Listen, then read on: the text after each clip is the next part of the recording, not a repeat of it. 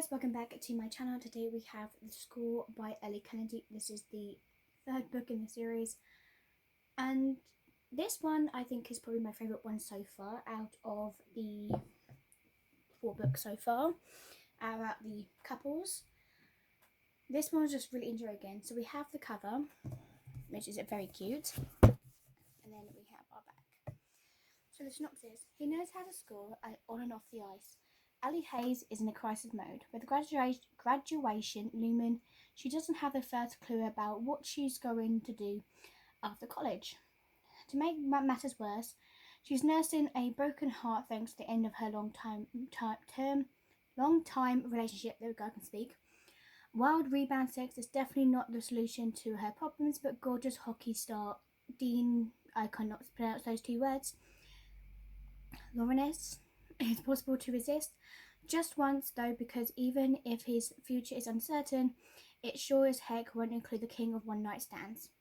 It would take more than a flashy move to win her over. So Dean always gets what he wants: girls, grade, girls, recognition, girls. He's a lady man. Alright, he's not yet to meet a woman who's immune to his charm, until he met Elle. For one night, this feisty blonde rocked his entire world, and now she wants to be friends. No, it's not over until he says it's over. Dean is on a full-on pursuit. But when life rocking changes over... Oh, I can't read. When the life rocking changes strike, he starts to wonder if maybe it's time to stop focusing on scoring and shoot for love. Which, let me tell you now, guys, it's definitely something different. Excuse me, sorry if you heard that really loudly, I do apologise. Right, so obviously when I'm reading these books, I do go through the books, so they are spoilers, so you know, can't really have that.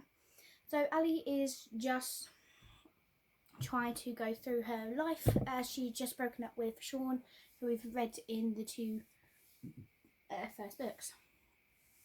So he was a possessive control freak. They have had on and off relationships, but he just took it too far, and she's like, no, I'm not having this anymore, I'm not doing it. So she broke up with him. He is obsessive, so basically he was doing everything in his path to basically get her back. But she was like, no, I'm not doing this, I'm not going to do this with you. You just can't do this. So then she told her friend Hannah and Garrett and all that were there.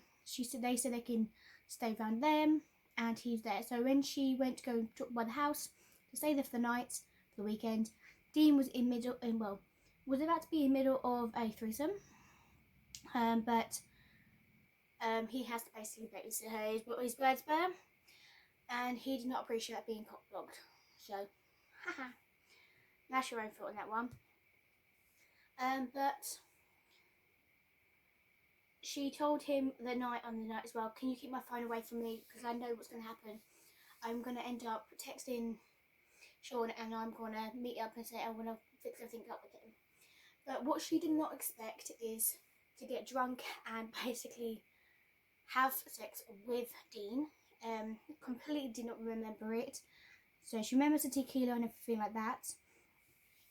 But she does not remember anything with him as much. She knows that she's the one who basically took the first initiative and basically moved to him. He wasn't complaining because he really liked it, and this is where he basically was like, wait a minute, I can't get this girl out of my head. Every time I think about her, that's it. Little Dean rises. And that was quite interesting, because even when some girl was trying to flirt with him, he couldn't get anything up. So he could not stop thinking about Elle. So Sean finds obviously, talks to her, and he's like, look, she's gone to him, look, I slept with someone after we broke up. I don't feel good about it, I'll just let you know. And he's like, oh, is someone I know? He's like, no. And he's like, who is it? Why did you do this, blah, blah, blah. Like some possessive freak. So then, obviously, knowing Dean, he continues texts her going, I can't do anything, I need you, blah blah. Calls her, asking her to, he wants to do her again, he wants this, and she's like, no, no, and then she just gives it in. She's like, you know what, screw it, come over to my place right now. So he does.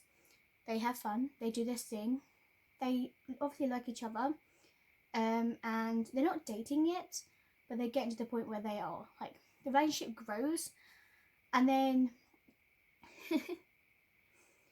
he comes over and he's like, hang on a minute, I don't know if this is a game or not. They almost got caught by Ellie's friend, Hannah. Almost. She had to keep herself in. And then, a second time, they almost got caught again by his friends, which was very... They thought he was doing something very weird, but he wasn't. Then, they didn't know if they were together or not, but it was just confusing and stuff. But because she lives in New York and he lived in Manhattan, they decided to go on a drive-in to go there as well. So then he met his her dad, AJ, and he calls her AJ. He used to be a hockey player. He knows everything. He's like, look, I don't like you, mate. You're not gonna make my daughter happy. I just don't like you at all. And even when they were away, they did have some, apparently, some amazing time, and all that. Were definitely different. Comes back and she kissed Dean in front of Sean's buddies, which she hoping they didn't see that. And then next, you know, later that day, you have Sean banging on the door like, what the hell? And she's like, what is your problem? He called her a slut, and if she's got STDs from him. Telling her that she did it with him, like cheated on him while she was going out with Sean. She was not like that kind of person at all, and she really, really was upset. So she went to her room and started crying, and she went to Hannah, call Dean now. She was like, wait, what? She was like, call Dean now, I need him now. So, you know, Dean's not the kind of person to stop what he's doing and then go off somewhere. He stopped what he was doing, obviously, and he headed straight over there and asked what the hell's going on. Hannah was like, no, you're not going anywhere near her until you tell what the hell's going on. He was like, I don't have anything to tell you, you can wait. So basically, he's gone in there, he's like, no, it's alright, you ignore him, you're nothing true, like, I've been tested, no, that's not right. Comforting her, making sure everything. Then, obviously, they have to tell everyone that they have been seeing each other, and he admits, they go, yes, like, we are dating. So they date for a bit, and then we get to the point where we find out that Brewer, Dean's friend, actually passed away. Their car got a car accident, and their car flipped over twice and hit a pole, and basically Brewer neck snapped in the impact, while the father was okay. So he couldn't do anything, he didn't know what was going on, he didn't know how to help himself. So Ellie broke up with him, saying until he figures out what he needs to do, you need to sort yourself out. Because he didn't know how to think. She's gone through it because her mum passed away with cancer. So he gets kicked off the team and everything like that. So what he was doing, he seemed to be calling all the girls that he did with and broke apart, whatever, and made amends with them. And then it got to the point where Ali called him to say, can you please check on my dad? This has happened while you're there. So he's gone to check in there. Said something to him, even though he understands that Dean loves his daughter very, very much, but he just doesn't like him. They get there, and she's like, thank you. I was like, because he showed her tickets. I was like, what, you and Sean have the same money? He goes, this is not for me and you. You want to follow your dreams, and you still want to take care of your dad. Why don't you follow your dreams and take your dad with you? And that just like, that's something you don't expect for someone to do. And that's really cute. And obviously they did make up and all this blah blah blah. They're having a movie, and what's his name? Tucker comes in and relieves a blow on her, which definitely did not expect. If you know, you know. I did not expect that. So I cannot wait to read The Goal, which is the next book, book 4, I can't count. and we're going to find out what happened with Tucker and his little situation. I hope you guys enjoy, and I will see you guys next time for the next book review, which will probably be later on, depends how much I read this book. See you guys later. Bye.